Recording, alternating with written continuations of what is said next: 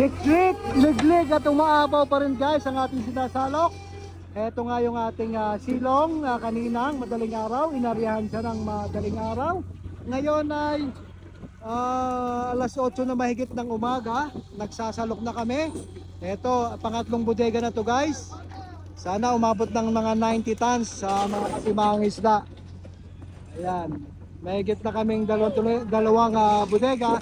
So magtatatlong bodega na kami guys. Kaya naman tuloy-tuloy pa rin. Yan, tuloy-tuloy tayo sa pagsasalok. Talaga naman. At ang isdang ito talagang mahiwaga. Mahiwaga talaga guys.